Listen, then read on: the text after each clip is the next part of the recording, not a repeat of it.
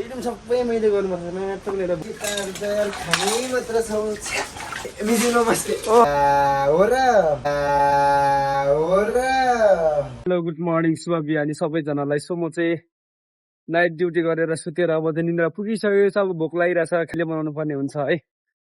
अब भाइहरू 2-3 जना हुनुहुन्छ अनि म चाहिँ हामी आफैले पकाएर खान्छौँ है। अब त हामी चाहिँ माथि कम्पनीमा खाँदैनौँ नि त, अब कम्पनीमा खासै मिठो हुँदैन अनि हामी चाहिँ तपाईँसँगले मिठो मिठो खाने भनेर चाहिँ सखा बसेको कि। अनि तर हाम्रो केटा लास्टै अल्छी छ कि कसम भन यार, के हो अनि यार।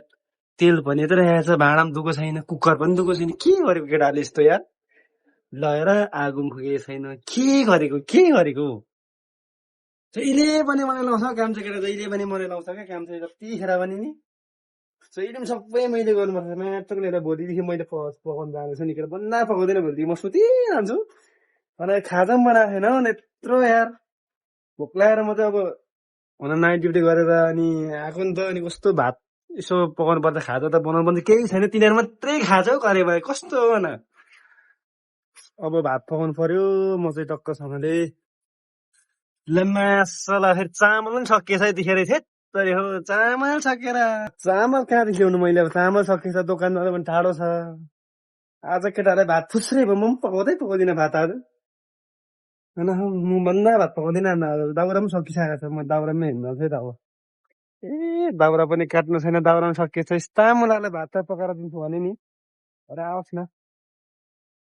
केटाहरूले मलाई भात माग्छ र नि आज, भात त आज केटाहरूले म त यति चामल उब्रिएर रहेछ यही दिने हो एउटा। अब यो चामल यति रहेछ, म पकाउँदिनँ, केटाहरू एक्लै खाजा खाएछ नि हो। अनि मलाई चाहिँ दिँदै दिनु छैन, एक्लै खाजाकै खाजा, म त पकाइन, म त पकाउँदिनँ पनि।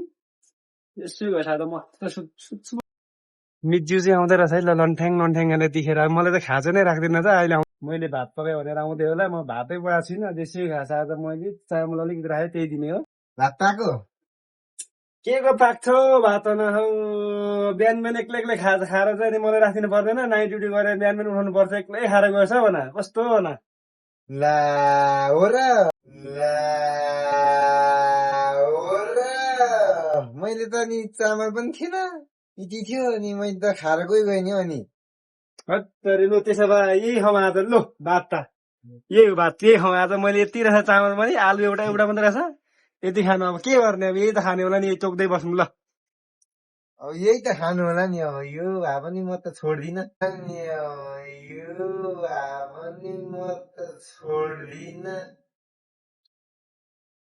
म त यही खाने हो, अलिअलि खाने हो। भोक लागेर साथीहरू खाजामा राखिदिनु पर्छ नि कमसेकम त।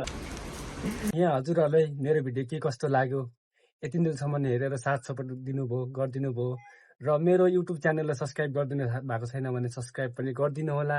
फेरि पनि यस्तै भिडियो लिएर आउने छु ल। अहिलेलाई चाहिँ बाई बाई गाइज।